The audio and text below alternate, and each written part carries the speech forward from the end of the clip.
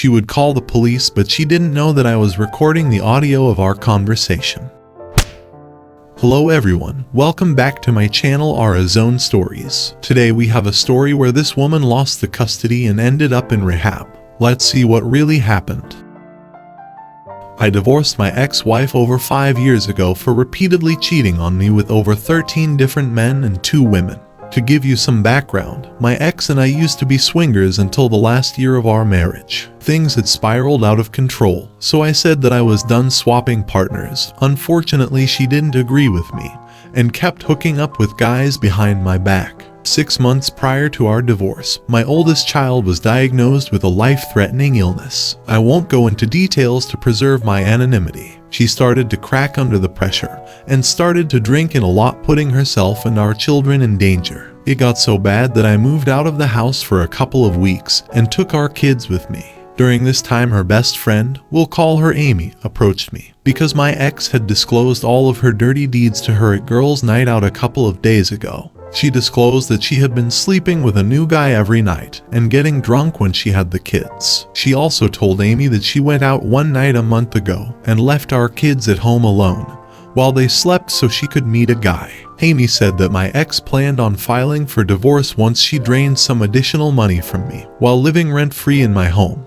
Amy and I were both disgusted and knew that things had to come to an end. My ex hated living in the same house with me because she hated me and couldn't go mess around with her flock of desperate men. We had to come up with a plan to get her out of the house and document all of her poor behavior so we could limit her custody of the children. Step 1. I moved back into the house and plopped down on the bed right next to her. She lost her mind, saying that she wanted me out of the house now and would call the police if I didn't comply. What she didn't know was that I was recording the audio of our conversation. I told her to pound sand, and she called the cops, reporting me for domestic violence. Well, the police showed up in no time flat and had me in cuffs so fast it made my head spin. The detective came to the squad car to talk to me, and I let him listen to the recording.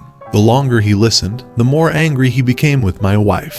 Before long, she was the one in cuffs in the back of the squad car, and she got to spend the night in jail. She went to stay with Amy for the next week. As she wasn't allowed back at our house, I got a restraining order. During this week, she went on a veritable spending spree, buying herself a new laptop, new iPhone, full retail price, and a new wardrobe. She drained our bank account and started to dip into my savings. Amy also confirmed that she was drinking heavily at her house, to the point that she threw up and defecated on herself all over her bathroom. Amy video recorded her bender for posterity's sake and provided me with 20 minutes of video showing a woman out of control drunk. The next day I went and withdrew all of our money from savings and deposited them in my new bank account so I would have money to pay the bills. I closed that account so she couldn't use overdraft protection and leave me on the hook for the overages. I closed all of our joint credit cards and transferred all of my investment accounts into an account solely in my name. She lost it when she found out that she had no money to burn through anymore. She told Amy that she was contemplating ending herself because things had gotten so bad. I hate my ex, but I didn't want to see her harm herself at all. Amy convinced her that she needed some help and went with her to check into an inpatient mental hospital. This worked out fantastic because she was getting some help, but also it showed that she was a danger to herself and the kids. It was time to put the last part of our plan into action and seal the deal. I went for a consult at my attorney to start the divorce proceedings and complete the needed paperwork. My attorney was appalled at the actions of my ex and was 100% on board with helping me get primary custody. He filed my divorce decree and also got the judge to agree to a temporary restraining order until our initial hearing. We served her the papers while she was in the hospital and set the initial hearing for 2 weeks. The initial hearing came and she showed up with her attorney. Since it was a pre-litigation hearing, they didn't know what information we had. She got on the stand and started lying her heart out, telling the judge how abusive I was, and that is what pushed her into the mental hospital. She made a very compelling case and put on a Grammy Award-winning act. Then it was my turn. My attorney presented all of the evidence, videos, and bank records. The defining moment was when my attorney called Amy to the stand to testify. She told an appalling story about a neglectful mom who was completely out of control. A story about a mother who had substance abuse issues that were only getting worse. My ex couldn't close her mouth the whole time that Amy was on the stand. She made her attorney look like an idiot, as all of her lies were now being exposed and were contrary to what she told him. When the dust settled, I was awarded sole custody, and she was awarded supervised visitation, until she went to rehab and got additional treatment. We quickly settled out of court, agreeing to a graduated visitation schedule once she complied with rehab and mental health counseling. I got the house after paying her a portion of the equity, got to keep all of my investment accounts, and get to see me kids 80% of the time. She got to go live with her mom for the next 2.5 years and jump from job to job. Life is pretty good 5 years down the road, and is even better knowing that she isn't my problem anymore. He was very lucky to have an insider in Amy who testified on his behalf. If she was forced to pay child support, that would have been icing on the cake. I hope he has a better life without her. I came home early on Valentine's Day to find my wife undressed, running through the house, screaming, and found another undressed person in our home. He's not important except to say she works for him, and I considered him a close friend. We started dating in high school and got married in 2018. We've had our problems, but always worked together to sort things out. I'm down to just my mother, sister, and 2 close friends to really talk to. We've been trying to be civil until we decide how to move forward, but it hasn't really been working. I'm terrified of what is to come, and I'm afraid I'm wearing thin on my friends' and family's nerves. I'd appreciate some advice and support. Tuesday the 21st, my ex-wife agreed to stay the night, and we decided to try and talk things out and see if we could work things out. Our talks were largely unproductive, mostly due to me imagining her with her partner and becoming incensed. In a tumultuous moment, I asked if she wanted to have bedroom activity as I was headed to the shower. I was feeling insecure and uncertain about myself as she had chose to be with another man, and wanted to see if I was even capable of satisfying her any longer. She looked at me with such a look of disgust that I felt horribly rejected, and I feel like I'll be second-guessing myself for a really long time. She said no. I went and sat in the shower and cried. She approached me later and asked what happened. I tried to explain, but wasn't really in the headspace to say anything other than this was all her fault. I could never love her again, etc. We locked ourselves in separate bedrooms, and she was gone before I got up in the morning. This all happened before my original post, which made me think that reconciliation wasn't an option. I was headed for divorce, and I was really sad. We were supposed to have our first couples counseling the following Thursday, which she canceled. She was staying in the town her partner lived in, but staying with a friend/her boss's boss, not really sure. She ghosted me Wednesday, saying she wouldn't want to see to me until next week. She offered to meet with me and discuss things that Friday, but never did so. We spoke on the phone. She mentioned something about divorce, but never really pushed for anything. I thought she was avoiding seeing me because she was still mad. I was still hurt and didn't really want to see her either. We texted back and forth some Friday after we talked, and it felt like she was finally seeing she had done something wrong, and that we needed to work together to overcome the problem. We divulged a lot of our insecurities to each other, and agreed that we wished we had been more communicative partners, and that a lot of this could have been avoided. Saturday we texted, because I was feeling unsatisfied with how things were left Friday. I felt like I was close to telling her that we could try and work this out, and felt she was close too. She told me she had reached out and rescheduled counseling again for the following Thursday, today. Those were the first days we were able to text and talk without just yelling at each other. We talked about each returning to church, and crazy enough, I asked her what I was supposed to do about relationships, date. She told me I should start dating, and that she wanted me to have a connection with someone. I went to help a friend on his property that evening after work, and found out she had told him we were separating, and nothing else. I filled him in on what I knew, and he apologized and told me he'd help any way he could. One more friend to lean on, and I thanked him for letting me come over. Tried to get her on a call that evening, and between her busy schedule and some strange problem with her phone, everything got cut short. We had plans to talk Sunday afternoon, after church and lunch. I ended up talking with a friend about my insecurities for hours, because she ghosted me again. She texted later that evening when I had plans with friends about the counseling on Thursday. I was irate because she wants to do the thing that feels good or helps her, but doesn't want to do the things that might help me or help us. I told her to just stop reaching out and set a day and time to sign papers and that I would be there. Monday I tried to stick solely to business and told her I could meet to discuss divorce, but counseling was off the table. If she only had time for one thing, it was going to be the divorce. She started apologizing and saying that she had had a rough day and her family was bothering her. No sympathy. I told her when she got time to let me know, and I'd meet her wherever to talk things over so we could just be done. She then told me she would be in town and was willing to meet over dinner to talk. So we did.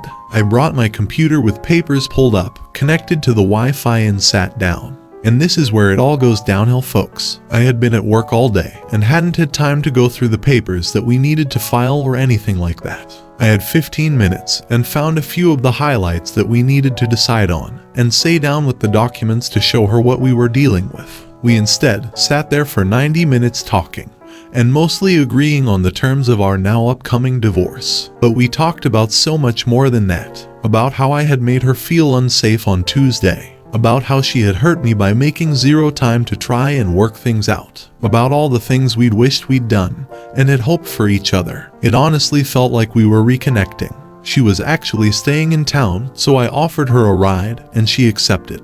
We sat in the car and talked for almost another hour. My feelings for her were confused, but still strong. This was the first time I felt reconciliation might be a solution. She started Tuesday with texts full of pleasantries. We did a few short calls and I eventually asked if we could do dinner. She was in her partner's neck of the woods, but I thought, what? If we're going to try and make this work, I've got to put in some work too. I offered to pick her up and take her to dinner, but she kept making excuses. I backed off thinking her partner was there, but tried not to let it get to me. I arrived and started walking in when I saw her partner's car and my ex-wife. My stomach sunk. I couldn't even walk inside. She walked up and asked what was wrong, and I couldn't even look at her. It took me a good 10 to 15 minutes to be able to talk, and I told her that I felt like she lied to me again. She apologized and said she was supposed to get a ride from a different friend, but that someone had had an accident and needed to go to the hospital, so her partner was the only option.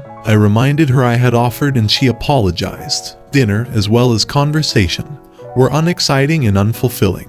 I was uncertain whether or not I had to work Thursday at the time, and filled her in. I asked a few probing questions, but didn't really want to dig into the hard questions until we had decided to reconcile together. I wanted to ask some questions directly regarding reconciliation, so I asked if we could spend some time together, and we went to the local park. I did my best to skirt around the issue and tell her how much she had meant to me. We talked about what we wanted in terms of communication, and we even held hands. I had avoided physical contact up to this point. She essentially explained that she believed herself to be, or to have become, polyamorous. She felt she had enough room in her heart, that she had loved both him and myself and others throughout the years, but never acted on those crushes. We talked about a lot of what had gone wrong in our relationship, and I thought I could finally see a path where we could be together and be happy. I took her back to town and dropped her off at her sister's house. Yesterday, I learned I didn't have work today. We chatted some while I was at work, but I didn't have much I wanted to ask or talk about while she was on break. We needed to start hitting some of the deeper problems to try and move forward. I wanted to know what footing our relationship was on before the counseling Thursday. We chatted and I asked some hard questions. She said she hadn't slept with anyone else. I asked if I could join her for church, and she asked if she could keep that separate. I am all for autonomy and privacy, but she was going to church in her partner's town and I couldn't help but think church was code for bedroom activity. I explained this and we talked about it that evening. She seemed apologetic and understanding. She had had a long day and was dozing off on the phone when I hit the big question I had been working toward: what do you want? My logic brain has come to this conclusion: either of us can make the decision to divorce, but it takes both of us to decide to try and reconcile. I was willing to try either, and it made no financial sense not to try and reconcile if we could. She was uncertain and kind of waffled on the question. I told her if she needed to wait until we were in counseling to talk about it, it could wait. Finally, today, I spent the morning with family and met ex-wife around 10 a.m. We hung out at our house and talked all morning and afternoon. We talked about our feelings for each other and what we expected from counseling. I eventually returned to what she wanted, and I defined it a little different. I asked what relationship she wanted to continue with. I asked if she wanted to be monogamous with me or someone else, or polyamorous with others, or just free from relationships altogether. This is when she got quiet and stopped talking. I knew something was off, but wasn't sure what it was. We went back and forth until I told her I was considering reconciling, and she told me we should probably just get a divorce. She was right. Without all the sappy garbage that follows, she told me she had slept with her partner again that Tuesday night where I had made her feel unsafe. She also told me she still loved him and that he still loved her. That was all I needed. I am done now. Guess I'm a permanent member of the club. Wish it had turned out different. Wish she hadn't wasted 17 years of my life. I'm not really sad anymore now though. I guess I always knew it would turn out like this, and she'd choose him instead of me. Thanks for listening. Just remember one thing. No good man will mess with another man's wife. They are both capable of cheating and leaving each other after years of dating when something new and shiny comes up. Over 95% of the time their relationship doesn't work. Once they live together and nothing is new anymore, they will get to know each other and see each other's problems. Usually she will want to call you or see how he's doing for a chance of reconciliation. But I have a feeling in this case she doesn't respect and love him anymore, obviously. From reading your story, it seems very clear she was not interested in reconciliation, and it was only your desperation to reconcile that kept things going. Luckily for your sake, she has pulled the pin and you can finally begin the process of moving on and no stringing you along. The healing will take time. Try not to overanalyze everything she says and try to twist it that she is having second thoughts. Judge everything on her actions and not what she says. Please, if you can, get into individual counseling to help you cope with the betrayal, resulting trauma and life change. After 17 years, it is understandable why you are holding on. And remember, she left the marriage well before you found out. Try to exercise and eat healthy. One day at a time. Talk to friends. Don't be scared to let emotions out.